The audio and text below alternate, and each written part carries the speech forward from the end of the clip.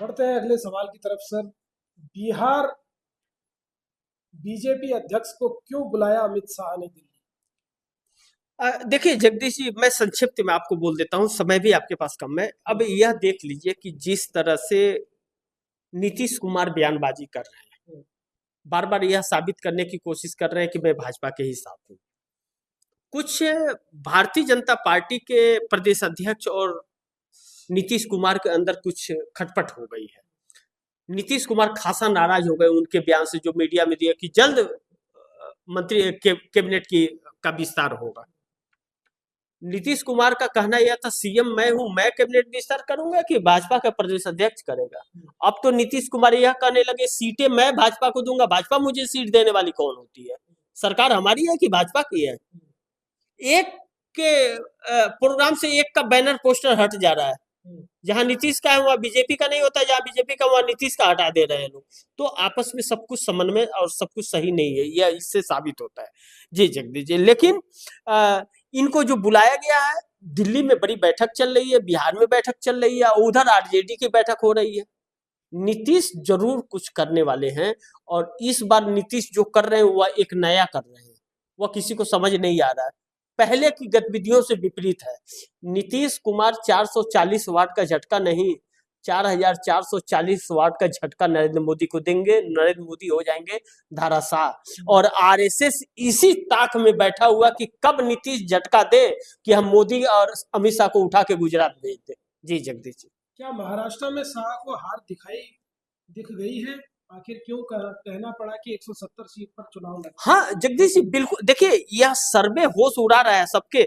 और आपको एक चीज और, दर्शकों को एक चीज जगदीश जी बताऊं कि यह सर्वे बदलापुर जो घटना घटी है उसके पहले का है, उसके बाद का नहीं है, उसके पहले का है। बदलापुर ने बदल दिया है परिस्थिति वहां का। वहां भारतीय जनता पार्टी 50 सीटों के अंदर ये लोग सिमटते हुए नजर आ रहे हैं। इसमें ये लोग जा रहे हैं 115 सीटों के आसपास जा रहे हैं, लेकिन यह बदलापुर से पहले का था।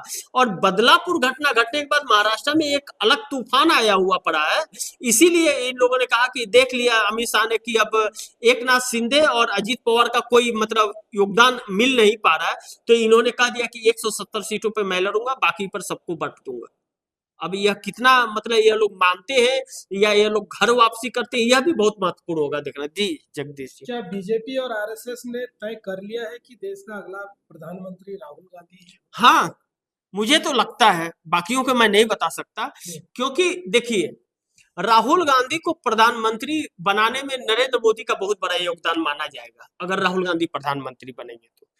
इसमें इसलिए मैं बोल रहा हूं कि राहुल के इस वक्त, राहुल से ये लोग डरे हुए हैं, और राहुल जमीन से निकल रहे हैं, और सड़क से लेकर के सदन तक युवाओं के रोजगार के, संविधान का, जाति जनगणना का और लोकतंत्र का, हर चीज का, महिलाओं की सुरक्षा का, शिक्षा स्वास्थ्य का, हर मुद्दों को उठा रहे हैं।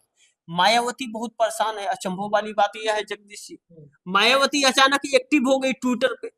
अब यह देखिए, यह डर है।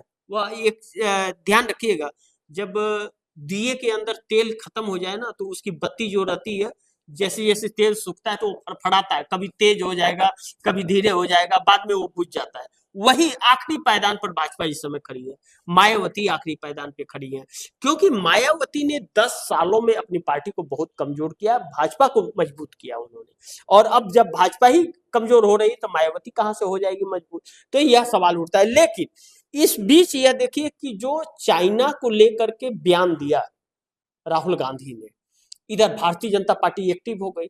अब उन्होंने यह कहा कि चाइना में रोजगार घर घर में, हमारे देश में क्यों नहीं हो सकता? हमारे देश में बेरोजगारी क्यों है? हमारा देश ज्यादातर प्रोडक्ट चाइना से मंगाता है, हमारे देश में होता है। वही प्रोडक्ट हमारे देश में क्यों नहीं बन सकता? हमारे देश में बनेगा तो हमारे लोगों को रोजगार मिलेगा, रोजगार इससे समाप्त वो होगा, रोजगार। अब इस चीज को लेकर के भारतीय जनता पार्टी उड़ गई कि चाइना का तारीफ कर रहे हैं, देशद्रोही है।